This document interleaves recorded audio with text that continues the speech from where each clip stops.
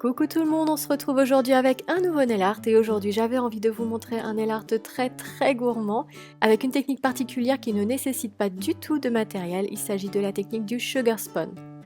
Mais pour commencer, on va faire du chocolat sur les ongles et pour cela on va mettre tout d'abord une base pour protéger les ongles et ensuite on va appliquer un vernis marron, sauf sur l'annulaire où là on va mettre du vernis rouge pour faire une fraise. Et du coup j'avais jamais fait de nail art fraise sur ma chaîne donc là c'est l'occasion de voir comment on fait. Alors j'applique 2 couches de vernis sur chacun de mes ongles puis je vais attendre que ça sèche.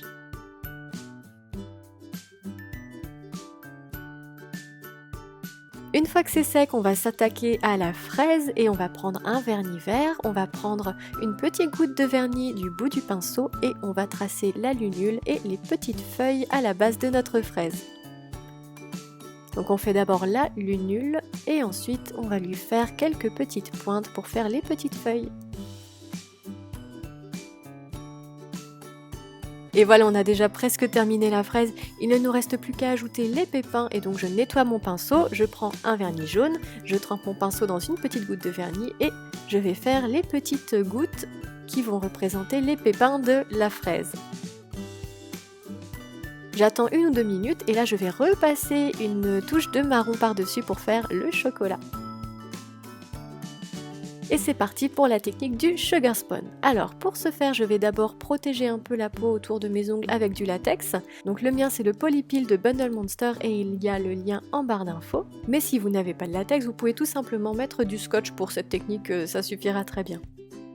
Ensuite vous allez voir pourquoi je vais mettre un petit bout de scotch entre mes doigts et je vais mettre plusieurs gouttes de vernis blanc dessus. Et avec un petit pinceau, je vais touiller jusqu'à ce que le vernis devienne complètement pâteux et qu'il fasse des fils.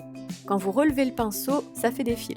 Donc je précise que vous pouvez faire ça avec n'importe quoi qui soit un peu pointu. Moi j'ai pris mon pinceau que j'utilise tout le temps, mais si vous avez un cure-dent, franchement ça marche très bien, vous embarrassez pas de pinceau, un cure-dent ça suffit.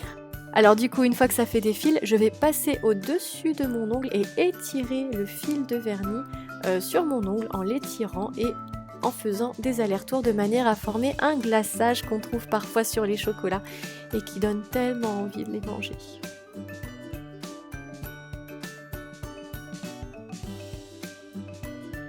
Alors je fais ça sur tous mes doigts et aussi sur le petit bout de chocolat qu'on a fait au bout de la fraise.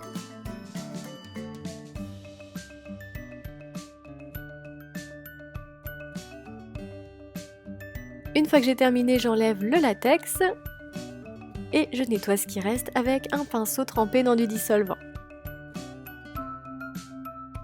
Et voilà, c'est terminé, il ne nous reste plus qu'à appliquer la touche finale de top coat. Donc je précise que j'ai attendu quand même 10 minutes, un quart d'heure que le vernis blanc sèche avant d'appliquer mon top coat. Et j'en mets une grosse goutte que j'étire du bout du pinceau sans trop appuyer pour ne pas risquer d'abîmer le motif qui est en dessous.